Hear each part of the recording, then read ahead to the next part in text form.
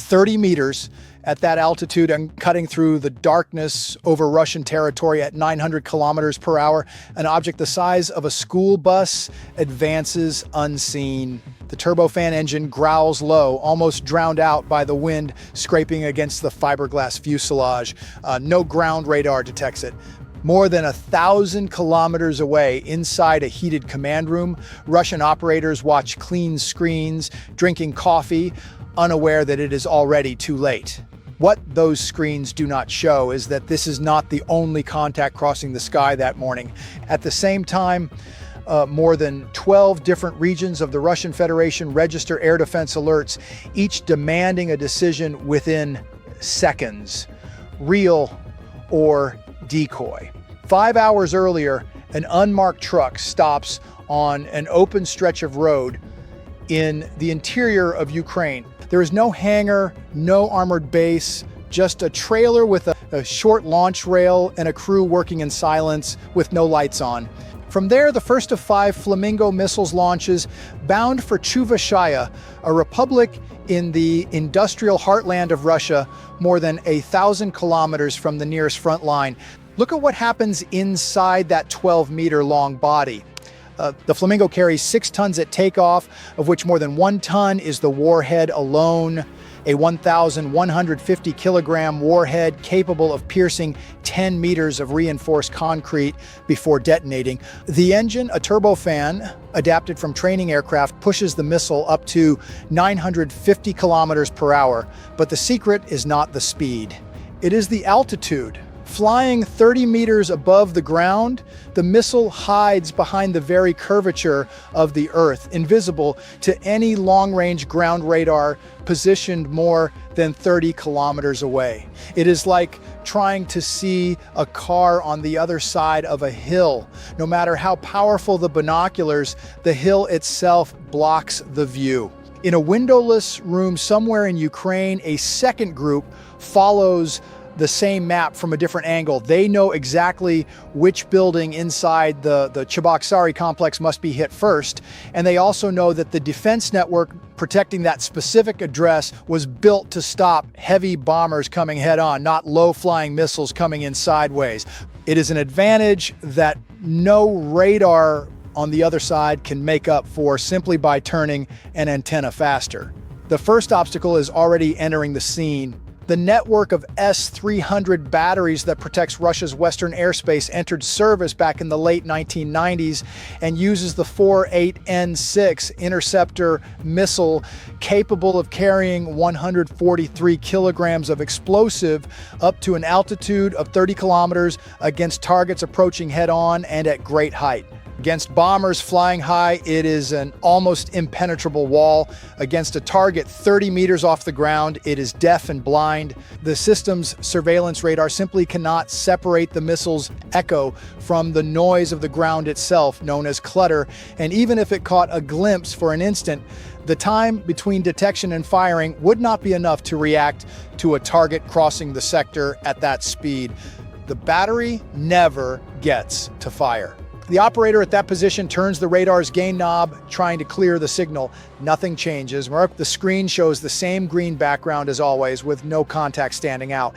He logs the shift as just another quiet night, notes the time in the report, and passes the information along with no idea that at that exact moment, a 6-ton object is crossing his sector of responsibility at less than 50 meters off the ground.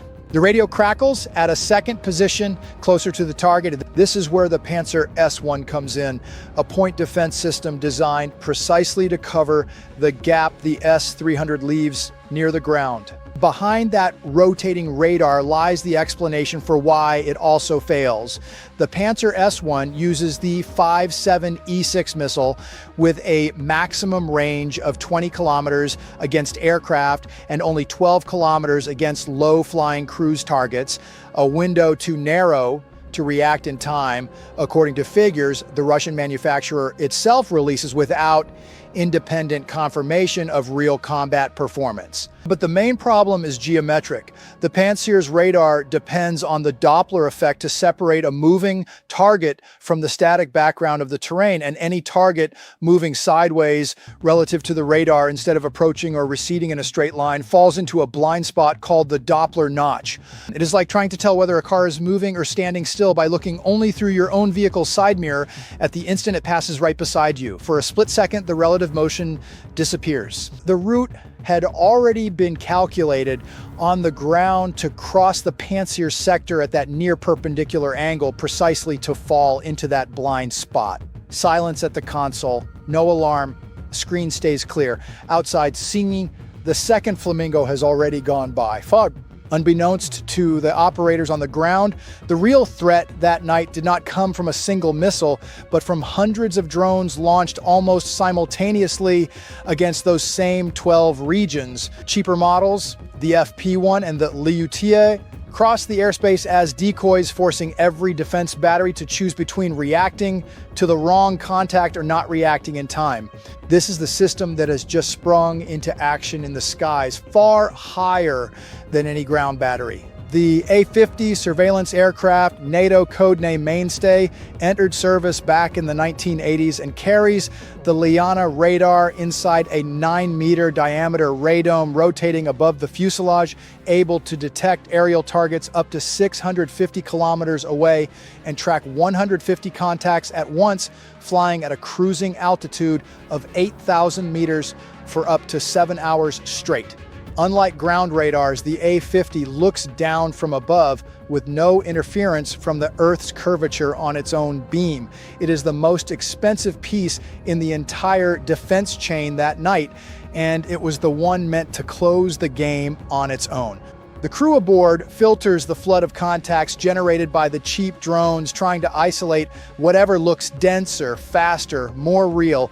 The right call would take minutes of analysis. They have seconds. Look at the panel that has just lit up inside the cockpit of a patrolling MiG-31. The A-50 has just relayed the coordinates of a low-altitude contact crossing Chuvashia.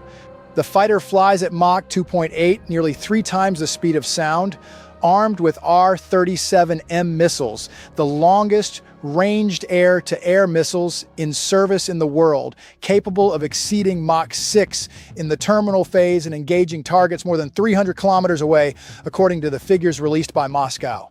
When the pilot locks the target, fires for a flash under the wing, white smoke. The R-37M's engine accelerates past 7,000 kilometers per hour. 1 second, 2 seconds, 3. Where the first Flamingo drops off the fighter's radar, hit or simply lost in the terrain clutter, no one in the cockpit is sure. The doubt does not matter. The other 4 missiles have already crossed the point of greatest risk and continue on course, each on a slightly different route, entering from the northeast of Chuvashia instead of the southwest, exactly where Russian radar coverage is thinnest. That routing choice, decided on a map days before launch with no guarantee it would work, is what separates 4 intact missiles from 5 shot-down ones. This is what causes the next layer of protection to fail as well. Over the Volga River, the Russian electronic warfare network begins radiating false satellite positioning signals, trying to steer the remaining missiles off course through GPS spoofing. Look at the antenna that has just switched on inside the fuselage of each Flamingo. A 16-element CRPA array compares the signal received from every direction, mathematically canceling out any transmission that does not come from the correct angle of sky where the satellites actually are. It is the same family of technology that the factory up ahead in Cheboksary produces to shield the navigation of Russia's own drones and missiles against this exact kind of electronic attack. It is like 16 people listening to the same room full of crossed voices at once. If only one specific direction sounds true, all the others get discarded as background noise. The missile does not drift a single degree, even with the entire sky over the Volga full of false signals trying to pull it off course. Automatic correction. Course held, False signal, discarded, silence again. What Russian defenses did not know up to this point is that the final target was not generic. It was the VNIIR-Progress plant, the factory that produces the very satellite navigation receivers used in Shahed drones, in Kalibr and Iskander missiles, and in the glide kits for Russian-guided bombs. The facility that shields Russia's wartime navigation against interference was about to lose part of its own production capacity at the hands of a missile using exactly the same kind of technology it manufactures for the other side. At the edge of Cheboksary, the last line of defense enters the scene. The Tor M2, NATO codename SA-15, is the very short-range system designed precisely to protect point targets like this factory, with a fire control radar able to guide up to 4 missiles simultaneously against 4 different targets. The Tor M2 crew detects the final contacts almost too late. The fire control radar locks 2 targets at once. The simultaneous guidance channels allow at that instant. Even so, it fires. One of the 4 remaining Flamingos is shot down a few kilometers from the perimeter, its warhead exploding in midair without hitting anything beyond an open field. A second missile suffers a residual navigation drift and falls 100 meters from the main building, tearing off only a fence and a lighting tower, but the third one holds its line and the fourth right behind it.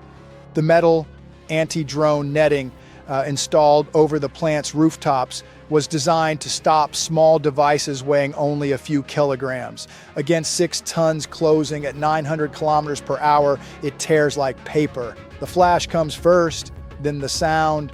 A second impact, right behind it, windows crack in nearby buildings. A column of smoke rises. On a radar operator's panel, the screen finally shows something. No longer a moving contact, but the absolute silence of a target that no longer exists to monitor. That missile of fiberglass and repurposed engine cost little more than $500,000 to build. The A-50 aircraft that tried to detect it alone is worth $300 million. The Panzer battery that went silent along the way costs around $15 million per unit. None of those figures stopped the explosion in Cheboksary.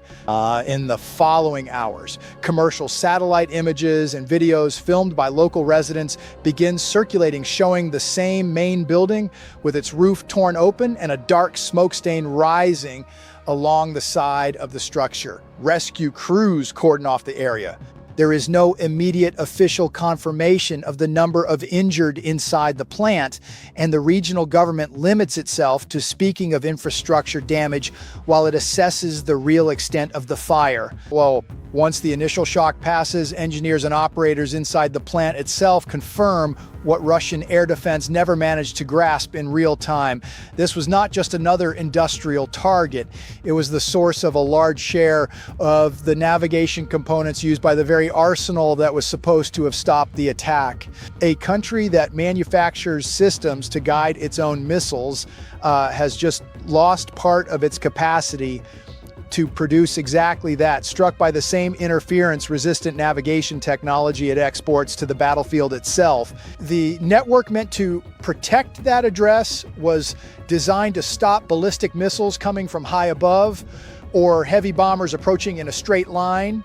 No one within that chain of command seriously planned for a threat 30 meters off the ground, coming in sideways on an angle calculated specifically to exploit the blind spot of every radar along the way. It was that doctrinal gap, more than any single operator's mistake or any one battery's failure, that opened the entire corridor between the Ukrainian border and the factory rooftop in Cheboksary. The question remains for whoever is watching from the other side of the screen, whether in Spain, the United Kingdom, or the United States, when the world's most expensive defense cannot stop the cheapest missile, is the problem technological or geometric? If you think the answer lies in speed, armor, or budget, let us know in the comments which of these systems among the ones that appeared here you would take into this fight. And if this kind of technical reconstruction interests you, consider subscribing to the channel. Stories like this keep showing up almost always before they ever become headlines anywhere else.